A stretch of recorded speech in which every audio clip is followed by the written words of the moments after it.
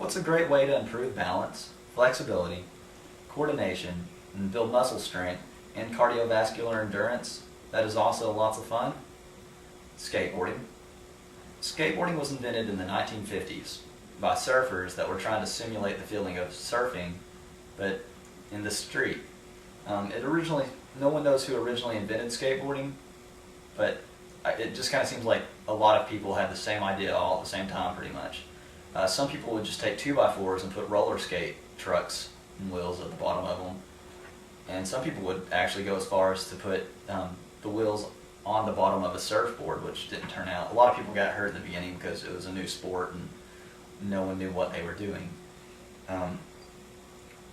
By the early 1960s, surfboard companies like Makaha and Hobby began to manufacturing large amount of production skateboards, and it really is a big craze. I guess they say skateboarding has a 10-year cycle where it's big for 10 years, no one hears about it for 10 years, gets big again for 10 years.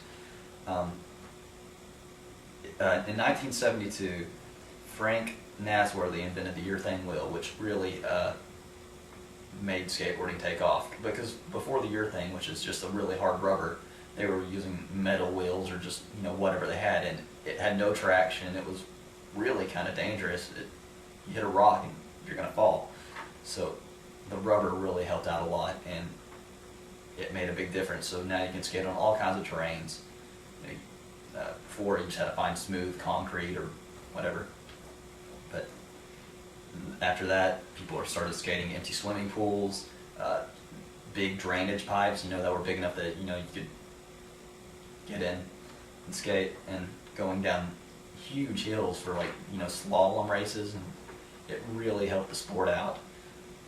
In modern times, let's see, that skateboards have evolved so much from the beginning.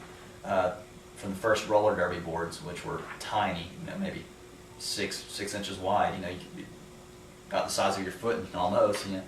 Then in the 80s, they really kept that same basic fish shape, but they got quite a bit wider, up to 10 inches wide, and those helped out a lot. They made a difference because they had the kick tail, which the tail kind of curves up to where you can scoop your foot in it and have more control of the board.